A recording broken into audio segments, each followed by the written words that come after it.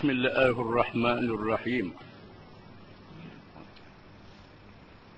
Tasawur yang salah. Tasawur ialah gambaran secara terperinci dan halus daripada sesuatu perkara. Terdapat di kalangan manusia orang-orang yang engkar wujudnya Tuhan, adanya Tuhan, kerana tidak dapat dikesan oleh panca indera mereka, dengan mereka menjadikan panca indera sebagai alasan dan berasaskan kepada kebenaran semata-mata. Dengan pendapat yang singkat, tanpa menyedari sejahil manusia yang bersifat fitrah, yang ini semula jadi, dan melihat sekelilingnya menyedari wujudnya Tuhan, adanya Tuhan. Mereka menyedari akal itu ada dengan tanda-tanda yang lahir daripadanya. Percaya kepada tenaga elektrik dengan hanya melihat lampu yang bernyala.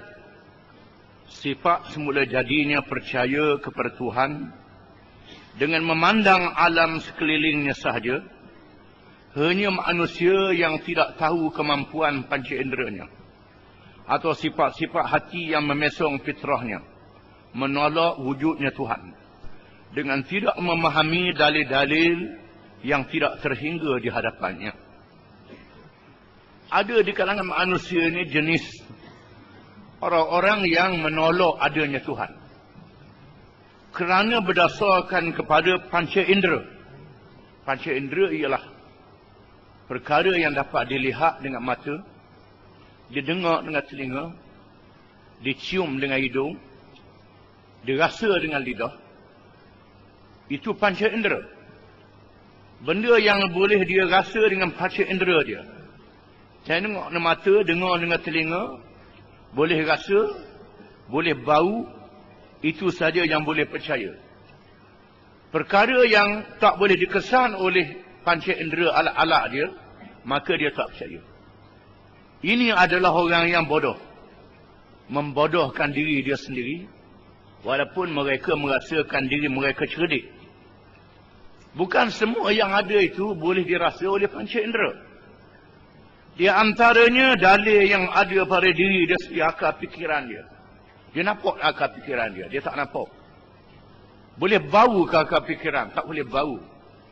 Boleh dengar ke akal fikiran, tak boleh dengar. Boleh rasa ke akal fikiran, tak boleh rasa. Pahit ke mahum ke manis, tak rasa. Tetapi yang akal fikiran boleh dirasa dengan dalil-dalil, melalui dia boleh mikir. Boleh mikir dengan menggunakan fikiran dia, dan dia tak nampak fikiran itu. Dia tak boleh kelih. Di sana menunjukkan adanya perkara yang gaib, yang ada, walaupun dia tak boleh kesan dengan mata dia, dengan telinga dia. Di antaranya perkara yang ada di keliling dia sendiri, elektrik. Boleh nampak ke tenaga elektrik? Tak boleh nampak. Tetapi ada dalil. Dalilnya lampu bernyala, kipas pusing, suara melalui mikrofon kuat. Menandakan di sana ada satu tenaga yang dinamakan tenaga elektrik. Dalilnya ialah perkara-perkara yang boleh dia tengok. Kalau dia nak tahu lebih mendalam lagi, nak korek, belah kepala. Mapuh dulu dia. Belah kepala baru nak percaya akal ni ada. Tak nak percaya, mapuh dia. Ataupun dia nak percaya elektrik itu ada, kena belah wayar, jamah dengan tangan. Mapuh dulu dia. Kena faham. Ini makhluk. Bukan lagi Allah. Makhluk dia. Kita sudah tak mampu nak rasa dengan panca indera. Di sana ada manusia yang ada fitrah. Ada semula jadi dia, sifat semula jadi. Walaupun mereka tak ada pelajaran. Iaitulah orang yang tinggal di hutan rimba belantara. Orang yang tak mengaji langsung. Duduk di hutan, setengah tu pakaian pun tak ada. Tak mengaji. Tapi dia ada akal sedikit sebanyak. Bila dia susah, dia percaya di sana ada kuasa yang maha tinggi, yang maha besar. Dia percaya adanya Tuhan. Masalah dia menyembah cara tak betul, itu satu hal yang lain. Tetapi kepercayaan kepada Tuhan adalah sifat semula jadi manusia. Orang yang menganggap diri mereka sebagai ahli falsafah, ahli fikir, tak percaya adanya Tuhan kerana tak boleh tengok.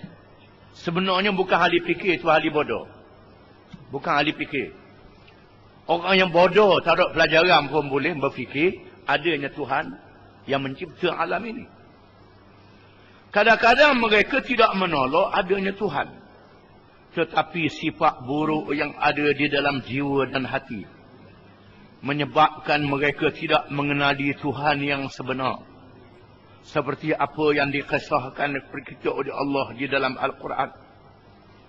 Di antaranya mereka mensyaratkan untuk mengenal Tuhan itu mestilah dengan melihat dan mendengar secara berdepan, iaitu cara yang tidak menasabah dengan sifat ketuhanan Allah Subhanahu wa taala.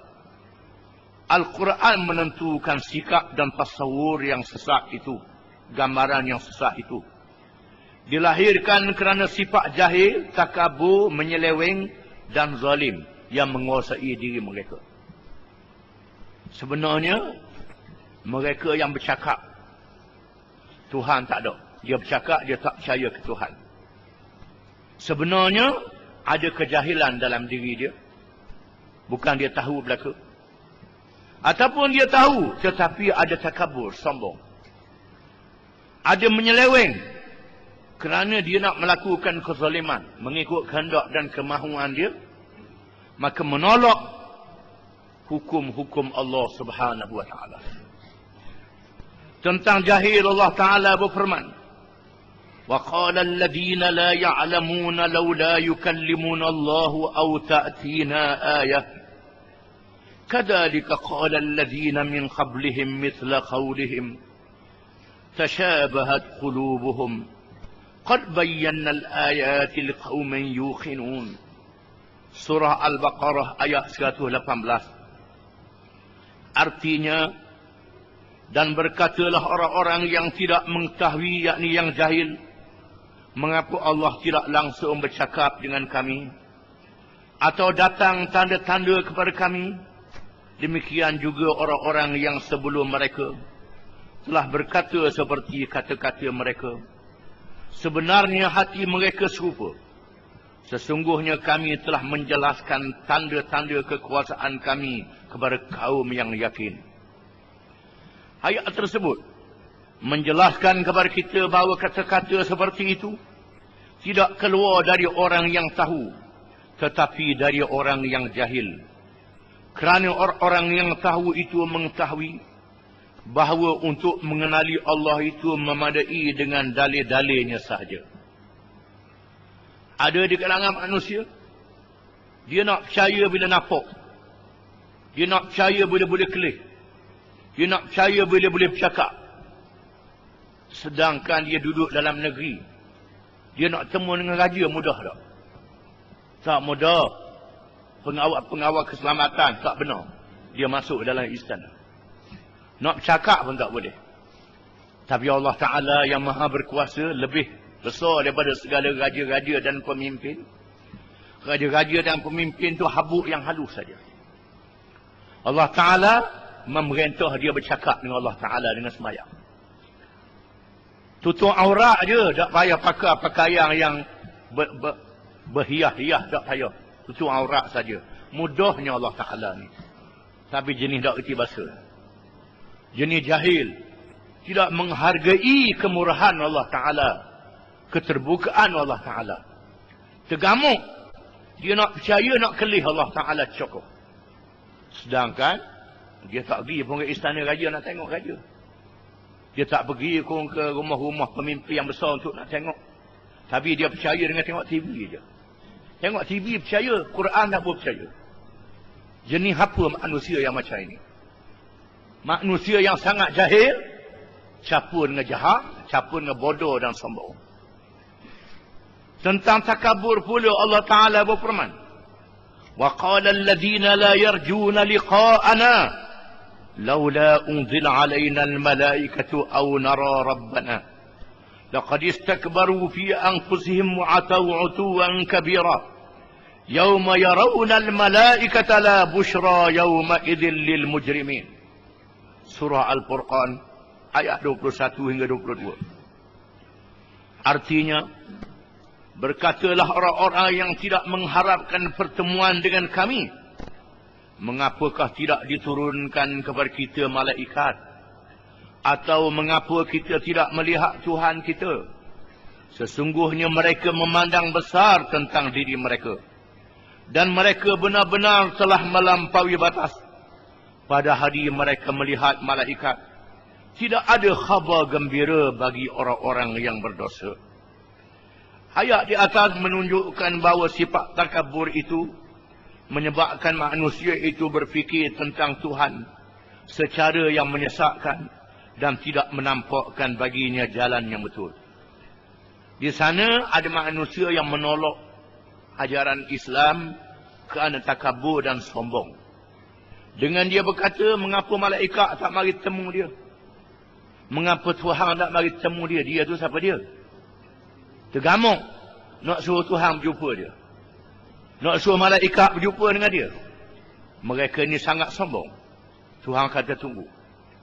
Pada hari mereka tengok malaikat itu ada di hadapan mereka. Bila malaikat cabut nyawa mereka, bila nak mati baru dia sedar. Sedar masa tu tak ada guna lagi. Ataupun bila dalam kubur, malaikat datang. Ataupun bila hari kiamat kelak, malaikat mengheret dia. Ataupun bila dalam neraka. Adakah masa itu baru dia nak percaya? Dunia adalah tempat ujian. Dunia tempat ujian. Allah Ta'ala nak menguji sejauh mana manusia syukur kepada nikmat yang diberi kepadanya oleh Allah Subhanahu Wa Ta'ala. Allah Ta'ala menjadikan dia mujur. Kalau Allah Ta'ala tak menjadikan dia, kerana kamu? Allah Ta'ala menjadikan dia, dia kena bersyukur. Allah Ta'ala jadikan kepada dia dengan nikmat yang banyak. Berbagai-bagai nikmat Allah Ta'ala beri kepada dia akal fikiran. Dia boleh mengajar, dia boleh mengaji, dia boleh belajar, dia boleh mendengar, dia boleh menyelidik. Mengapa dia tak guna nikmat yang diberi oleh Allah untuk kenal Allah Ta'ala? Tetapi manusia yang jenis kafir ni adalah sombong. Allah Subhanahu Wa Ta'ala menceritakan kepada kita tentang penyelewengan Firaun. Wa qala Fir'aun ya Haman ibn li sarhan la'alli ablughu al-asbab as-samawati fa'attali'a ila ilahi Musa wa inni la'azunnuhu kadhiba wa kadzalika zuyyina li fir'auna su'u 'amalihi wa sudda 'anis sabil. Suratul Mu'min ayat 36 hingga 37. Maksudnya, dan berkatalah Firaun, hai Haman, buatkanlah bagiku sebuah bangunan yang tinggi supaya aku sampai ke pintu-pintu, yakni pintu-pintu langit, supaya aku dapat melihat Tuhan Musa. Dan sesungguhnya aku memandangnya seorang pendusta. Demikianlah dijadikan Firaun memandang baik perbuatan yang buruk, dan dia dihalangi dari jalan yang benar. Ayat ini menceritakan Firaun yang sombong memerintah Perdana Menterinya mendirikan bangunan yang tinggi. Tinggi kalau boleh rapat ke langit bangunan itu. Kerana kerajaan dia kerajaan yang kaya. Kerajaan yang bertamadun. Yang boleh mendirikan bangunan-bangunan yang tinggi dan hebat. Apabila Nabi Musa AS mengajak Firaun beriman kepada Allah, Firaun cabar, dia nak tengok Allah Ta'ala. Bila tak boleh kelih Allah Ta'ala, dia mempersendakan dakwah Nabi Musa AS. Dengan dia mengarahkan Perdana Menteri di Haman supaya mendirikan bangunan yang tinggi. Supaya dia sampai ke pintu-pintu langit, dia boleh jenguk Tuhan Musa. Nak tengok secara mana Tuhan Musa ni. Itulah sombongnya Firaun. Akhirnya Firaun dibinasakan oleh Allah Ta'ala. Tak sempat nak mendirikan bangunan yang tinggi itu. Tentang zalim pula, Allah Subhanahu Wa Ta'ala berfirman, wa idh qultum ya Musa lan nu'mina laka hatta nara Allah jahra fa akhadhatkumus sa'iqatu wa antum tanzurun. Surah Al-Baqarah ayat 55. Artinya, dan ingatlah ketika kamu berkata, wahai Tuhan, kami tidak akan beriman kepadamu sebelum kami melihat Allah dengan terang. Kerana itu kamu disambah peti, sedang kamu menyaksikan. Ayat ini mengesahkan kaum Bani Israel yang meminta daripada Nabi Musa AS syarat untuk percaya kepada Tuhan, nampak Tuhan. Nampak kelih Tuhan, barulah mereka percaya. Kalau tidak, mereka tak percaya. Tak cukup lagi. Dengan benarnya Nabi Musa AS yang berjuang menghadapi Fir'aun, menyelamatkan mereka, ditunjukkan di hadapan mereka mukjizat. Tongkat dicampak jadi ular, menelan sihir-sihir Fir'aun. Dibelah laut untuk menyelamatkan mereka. Bila Allah menunjukkan mukjizat, laut yang cair terangkat seperti bukit, dijadikan lorong-lorong supaya mereka menyeberang laut untuk menyelamatkan mereka daripada kejahatan kezaliman Fir'aun dan bala tenteranya. Mereka tak cukup lagi. Minta Nabi Musa tunjuk dia nampak Tuhan. Lalu Allah Ta'ala sambarkan mereka dengan petir. Mereka dimatikan, kemudian dihidupkan oleh Allah Ta'ala supaya mereka sedar dan insaf. Firman Allah Ta'ala, وَلَقَدْ سَأَلُوا مُوسَى أَكْبَرَ مِنْ ذَلِكَ فَقَالُوا أَرِنَا اللَّهَ جَهْرَةً فَأَخَذَتْهُمُ الصَّاعِقَةُ بِظُلْمِهِمْ. Surah An-Nisa ayat 153. Artinya, maka sesungguhnya mereka telah meminta kepada Musa yang lebih besar dari itu. Mereka berkata, "Perlihatkanlah kepada kami akan Allah dengan nyata." Maka mereka disambah peti kerana kezaliman mereka. Ayat ini diturunkan oleh Allah kepada Nabi Muhammad sallallahu alaihi wasallam supaya bersabar dalam menghadapi orang-orang musyrikin di Mekah yang meminta supaya Nabi Muhammad sallallahu alaihi wasallam tunjukkan kepada mereka Tuhan, boleh tengok. Dan berbagai-bagai lagi disebut dalam Quran, di antaranya firman Allah Ta'ala, "Laqad sarrafna fi hadzal Qur'ani min kulli mathal fa aba aktsarun nasi illa kufura wa qalu lan nu'mina laka hatta tafjura lana min al-ardi yanbu'a aw takuna laka jannatun min nakhilin wa 'inabin fatufajjira al-anhara khilalaha tafjira aw tusqita as-samaa'a kama za'amta 'alaina kisafa أو تأتي بالله والملائكة قبيلا أو يكون لك بيت من زخرف أو ترقى في السماء ولن نؤمن لرقيك حتى تنزل علينا كتابا نقرأه قل سبحان ربي هل كنت إلا بشرا رسولا." Dan sesungguhnya kami telah menerangkan di dalam Quran contoh-contoh yang banyak, tetapi mereka kufur, mereka tak percaya. Mereka berkata, "Wahai Muhammad, kami tidak beriman kepadamu sehinggalah kamu dapat memancarkan air di bumi Mekah." Oleh kerana Mekah bumi yang kering, yang payah air, sila bawalah kemudahan air. Nak suruh bawa air, bawa percaya. Kerana payah air sangat, bawa projek lah zaman sekarang. Minta air dulu, minta benda, tunjukkan kemudahan air, baru kami percaya kepada Islam. Ataupun kamu dapat mengadakan kebun-kebun yang luas, kebun-kebun anggur dan kurma, yang ada di celahnya tali-tali air yang menyuburkan. Oleh kerana Mekah ni tak ada kebun, padahal Allah Ta'ala sudah menghantarkan kepada mereka buah-buahan yang banyak. Dengan doa Nabi Ibrahim AS, tak cukup rezeki yang Tuhan beri, nak minta kebun. Kena ada kebun. Bukan saja kebun, ada tali air pula yang menyuburkan kebun itu, baru kami percaya. Ataupun gugur di atas kepala kami langit berkeping-keping, turun bala selalu. Kalau apa yang membawa ni betul, turun bala selalu, biar langit runtuh atas kepala. Ataupun engkau dapat engkau diiringi oleh malaikat. Malaikat mengiringimu. Malaikat tu gaib, dia nampak malaikat ada bersama denganmu. Ataupun Tuhan sendiri mari. Ataupun engkau mempunyai rumah-rumah yang cantik, yang indah, mahliga, yang tersegar. Yang ada di dalamnya perhiasan-perhiasan. Yang menandakan engkau seorang yang kaya raya. Nak minta batu wang senang. Minta batu wang senang mu beri. Tanda mu ada harta. Kalau tak ada, tanda ni tak boleh ikutmu. Ataupun mu naik ke langit. Kami nampak kamu naik. Kami nampak mu naik ke langit. Dan kami nampak mu buat turun kitab. Daripada langit yang boleh kami baca. Katakanlah wahai Muhammad. Maha suci Tuhanku.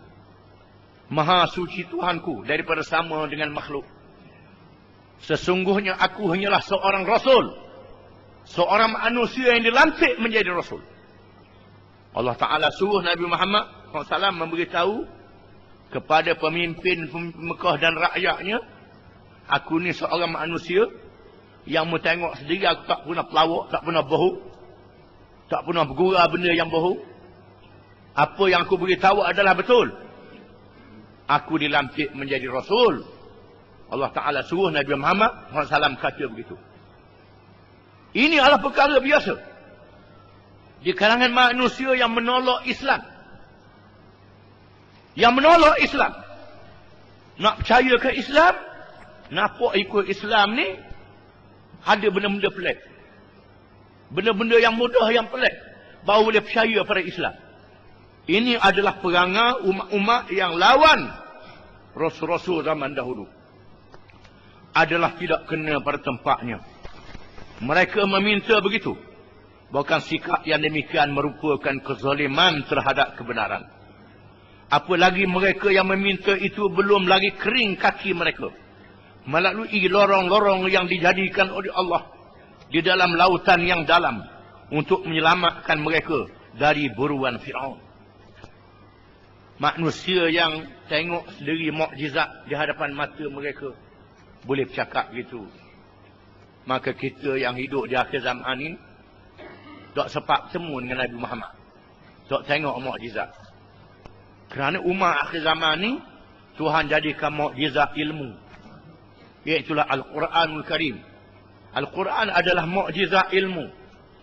Sila panggil cerdik-cerdik pandai kamu, pemimpin-pemimpin kamu yang kamu kata cerdik sangat, sila lawan Quran. Lawan Quran, bukan lawan badi kuat baca. Lawan hujah yang ada dalam Quran. Ilmu yang ada dalam Quran. Sila lawan. Nak ilmu apa? Ilmu ketuhanan, ilmu politik, ilmu ekonomi, ilmu pendidikan. Sila lawan apa yang ada dalam Quran. Panggil segala cerdik pandai kamu. Ilmu apa saja. Ilmu sains, ilmu teknologi, semua ada dalam Quran. Quran adalah mukjizat. Barang siapa yang mengkaji Quran dengan bahasa Quran, dengan bahasa Quran, bukan mereka yang tak mengaji Quran pun bawa ilmu salah. Ngaji pula erti bawa ilmu salah. Waktu bodoh tu. Ini yang cerdik, yang pintar, yang mengetahui bahasa Al-Quran. Mereka tak boleh jawab hujah-hujah Quran. Akhirnya yang kafir itu degil. Saja degil saja. Saja sombong. Itu yang sebenarnya. Di mana Islam adalah yang benar, yang betul. Memperkenalkan siapa Tuhan yang sebenar. Iaitulah Allah Subhanahu wa taala. Wallahu a'lam.